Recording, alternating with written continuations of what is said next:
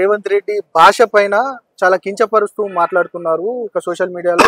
ఆ విధంగా సోషల్ మీడియాలో మీరు ప్రచారం చేస్తున్నారు అనేది మాత్రం మీ పైన ఒక ఆరోపణ ఉంది. దీన్ని ఎట్లా చూస్తారు మీరు? చూడండి, భాష విషయం మీద కూడా ఎవరు తప్పు పడతలేరు.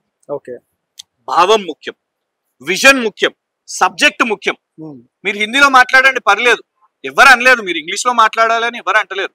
ఎందుకంటే యునైటెడ్ నేషన్స్ ఆర్గనైజేషన్ కి ఎవరన్నా దేశ ప్రతినిధులు పోయినా కూడా హిందీలో మాట్లాడతారు. ట్రాన్స్లేటర్స్ అనేటివి ఉంటాయి అక్కడ. ఓకే, కానీ మీరు విచిత్రంగా అక్కడ పోయి ఈ న్యూక్లియర్ రియాక్షన్ ఏంటిదో, ఎందుకంటే ఇప్పుడు ఉత్తర కొరియా వాళ్ళు అక్కడ అధ్యక్షుడు విన్నాడు అనుకోండి, అగో ఏదో న్యూక్లియర్ అణుబాంబులు అంట, న్యూక్లియర్ రియాక్షన్ అంట అంటే రాంగ్ మెసేజ్ పోతే ఇంటర్నేషనల్లీ మన రాష్ట్ర ప్రభుత్వానికి షేమ్ అవుతుంది కదా.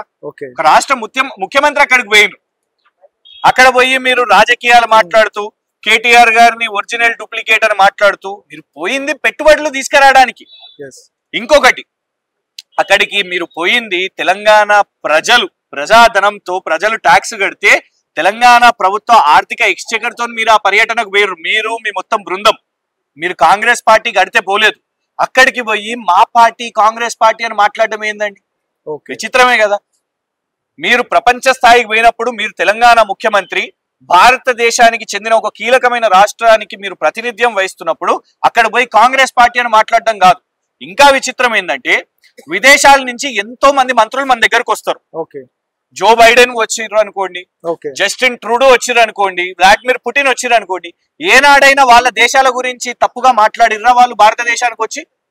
మా దగ్గర రైతుల సమస్య ఉంది, మా దగ్గర రైతుల ఆత్మహత్యలు చేసుకుంటున్నారు, ఇది పోయి ప్రపంచ వేదికలో ఎందుకు మాట్లాడాల్సిన అవసరం ఉన్నది? నిజంగానే రైతుల ఆత్మహత్యల గురించి మనం మాట్లాడాలనుకుంటే ఈ దేశాన్ని 50 సంవత్సరాల కంటే పైన మీరే కదా, మీ కాంగ్రెసే కదా పరిపాలించింది.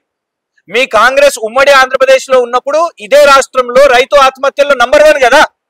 ఇవాళ కేంద్ర ప్రభుత్వం లెక్కల ప్రకారం తెలంగాణ రైతు ఆత్మహత్యలు తగ్గుదలలో నంబర్ 1. మరి ఆత్మహత్యల గురించి ఎందుకు ప్రపంచ వేదికలో మాట్లాడాలి? దేశాన్ని చిన్న చూపు ఎందుకు చూపెట్టాలి అంత గ్లోబల్ లీడర్స్ ముందు?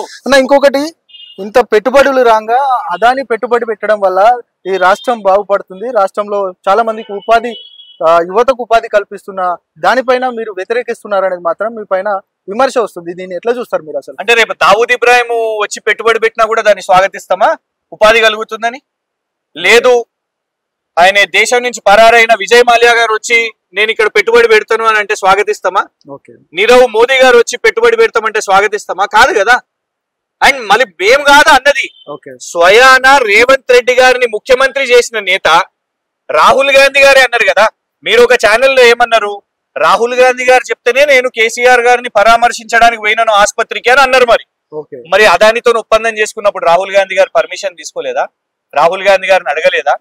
ఇవాళ ఈ రాష్ట్రంలో ఒక ఎమ్మెల్సీ నియమించిన ఒక కార్పొరేషన్ చైర్మన్ ఎవరన్నా కావాలన్నా, ఒక మంత్రి పదవి ఎవరికన్నా ఇవ్వాలన్నా అడుగుతున్నప్పుడు రాహుల్ గాంధీ గారిని అడిగినప్పుడు అదాని పెట్టుబడులు తీసుకోవాలన్నా వద్దా? నువ్వేమో అవినీతి పరుడు అంటున్నావు, దేశాన్నే ముంచుతున్నాడు అని అంటున్నావు, లూటీ చేస్తున్నాడు అంటున్నావు, నరేంద్ర మోదీ గారికి సంచులు నింపుతున్నారు అని అంటున్నావు. మరి అట్లాంటి అదానితోని పెట్టుబడులు ఎట్లా చేస్తారు తెలంగాణ రాష్ట్రానికి? ఈ సమాధానం రాహుల్ గాంధీ గారు చెప్పాల్సిన అవసరం ఉన్నది.